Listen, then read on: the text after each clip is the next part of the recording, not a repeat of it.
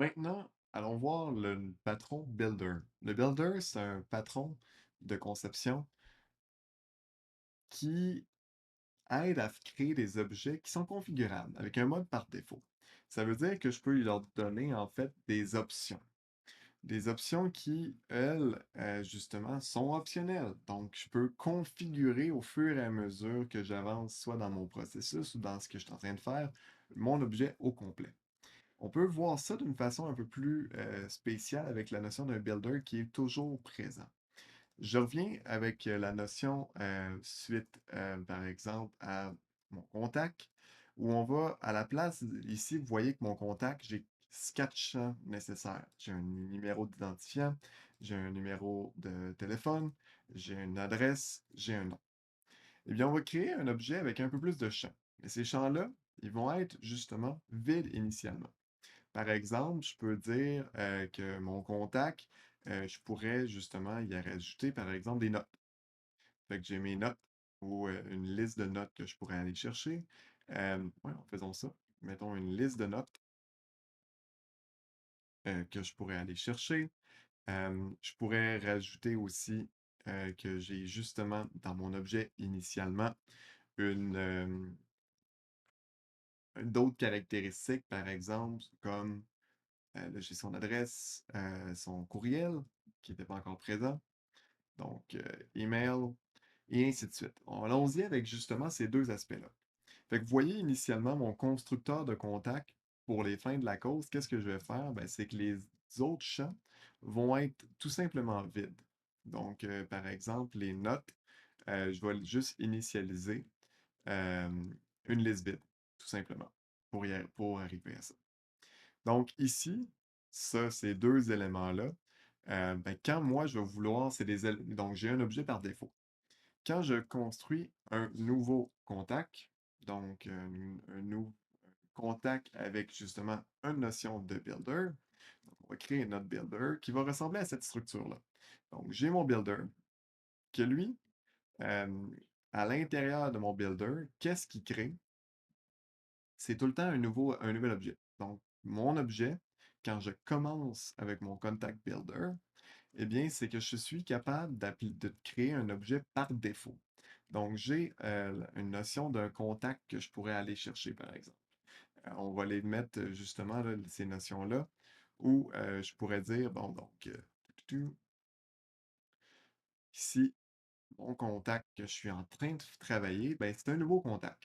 Puis quand je construis un contact, pas un contact builder, mais bien un contact, vous allez voir qu'il me manque des arguments, il me manque des éléments, comme par exemple l'identifiant, l'adresse, le numéro de tel, et ensuite le nom de la personne. Donc, tous ces paramètres-là, ben, on va pouvoir les rajouter dans la version de base de mon Contact Builder, dans le paramètre de base euh, de mon Contact Builder. Pourquoi? Eh bien, c'est que j'en ai absolument besoin pour créer un objet euh, par défaut dans mon système. Pour créer un contact, j'ai besoin de cet aspect-là. Et là, justement, ce Contact Builder-là, initialement, que je suis en train de créer, qu'est-ce qui se passe? Ben, c'est que maintenant, je vais, moi, dans par exemple, ici, je retourne dans mon Contact Factory, dans mon Contact Service, pardon, quand j'étais ici. Là, j'étais en train de faire justement mon Contact Builder. On va créer mon nouveau builder. Ici, Contact Builder, Builder, égal à mon nouveau contact dans lequel justement on est obligé de refaire toute la notion pour arriver à notre fin. Donc ici, c'est mon numéro de téléphone et ça ici, c'est le numéro. Parfait. On se met ça comme ça. J'ai mon builder, mais moi, mon objectif, c'est de créer un contact. Pour faire ça, il faut que je sois capable de faire justement une notion de build. Je décide à un moment donné que je construis mon objet, par exemple. Quand je construis, bien, je retourne le contact que j'ai créé. Fait que ici, justement, mon contact, ben, il est retourné à cet endroit pour dire, bien voici, tu as maintenant à l'extérieur du builder accès au contact que je t'ai buildé. Mais maintenant aussi, là, on le voit, on le fait dans la même affaire, dans la même méthode qui est appelée. Ce qui n'est pas nécessairement une bonne façon de faire un builder parce que je veux être capable de optionnellement rajouter des informations à l'intérieur de mon contact. Mais on va faire ces méthodes-là à l'intérieur de mon builder, puis on va les appeler directement ici. Donc, moi, par exemple, je veux maintenant ajouter une adresse courriel. Donc, ça ici, ça va être justement mon adresse courriel. Antoine Lefrançois at, en fait, on va faire une autre adresse, antoinelef.dev. Donc, ça ici, c'est mon adresse personnelle qui ne fonctionnera pas pour l'instant. Donc, je peux rajouter cet aspect-là. Et maintenant, dans cette méthode-là, qu'est-ce qui va se passer? Bien, c'est que je vais aller toucher au contact que j'ai créé, point change email, pour dire que c'est maintenant ce courriel-là qui est ajouté. Donc, ici, vous voyez que la version de base, eh bien, j'avais pas cette information-là. Maintenant, je l'ai. Je peux la mettre dans une méthode qui est appliquée ici. Donc, ça va rajouter justement une notion de configuration à mon objet. Autre chose qu'on peut faire, puis là, je l'ai fait de cette façon-là, mais on aurait pu le faire différemment, mon builder.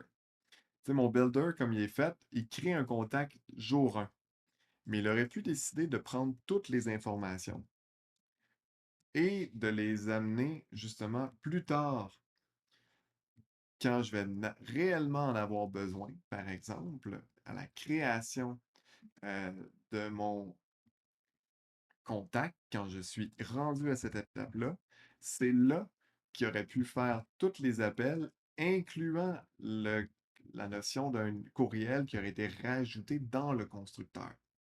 Donc ça aussi, c'est une approche différente de faire un builder, c'est-à-dire approche de initialement l'objet créé dès le départ, ou de créer l'objet seulement au moment que je build. Personnellement, je prends toujours la deuxième approche, c'est-à-dire l'objet est créé seulement au build. Donc, ça me permet d'avoir une approche où je suis sûr et certain de ne pas avoir d'autres adresses mémoire ou d'autres placotilles associées et de ne pas devoir ajouter une méthode change email, par exemple, à l'intérieur de mon contact parce que c'est seulement la construction que j'en ai besoin. Donc maintenant, cette méthode-là, avec le paramètre, par exemple, me permet d'avoir cette granularité-là. Donc, le builder, vous voyez, là, il y a deux éléments que vous pouvez voir associés à ça, dépendamment de quel contexte vous êtes en train de manipuler votre objet. Comment vous voulez le rendre configurable. Et ça, eh bien, c'est vraiment utile, un builder, principalement dans les tests. Quand on est en train de travailler justement sur des objets de base que vous voulez utiliser dans vos tests, mais vous ne voulez pas avoir toujours à mettre des champs. Mais vous pouvez utiliser le builder ou une notion qui se rapproche qui est le provider. Dans le fond, toute la notion de fixture pour vous dire, OK, mais moi j'ai besoin d'un test avec ou d'un setup, d'un état initial de test avec telle variable, eh bien là, vous pouvez utiliser le principe de justement comment je fais avec width, par exemple, avec les notions de width x, width y, width et, z, où justement, ça, c'est des éléments de configuration que vous êtes en mesure de chaîner. C'est ça l'avantage aussi de chacun des éléments, là, du point de vue du builder. Normalement, un builder se retourne lui-même. Donc ici, je retourne justement le contact builder. Pourquoi? Ben, parce que ça fait en sorte que je suis en mesure de chaîner les appels. Return this. Le fait de retourner lui-même me permet de faire, ben justement, je vais juste ajouter un email, point, je vais justement, oups, pardon, change ça, point, euh, add note, 1, 2, 3. Donc, ça me permet de justement chaîner les appels et de faire en sorte que mon construction se fait sous un même nombre de, euh, de méthodes que j'aurais, par exemple, dans mon système. Fait que ça me simplifie vraiment la lecture et la configuration de mon objet avec cet aspect-là. Le builder, patron super intéressant, mais comme je vous dis, pas à utiliser partout. Il faut vraiment que vous ayez la notion de builder associée pour la configuration d'un objet. Vous êtes outillé maintenant pour construire la majorité des objets avec lesquels vous allez utiliser dans votre conception.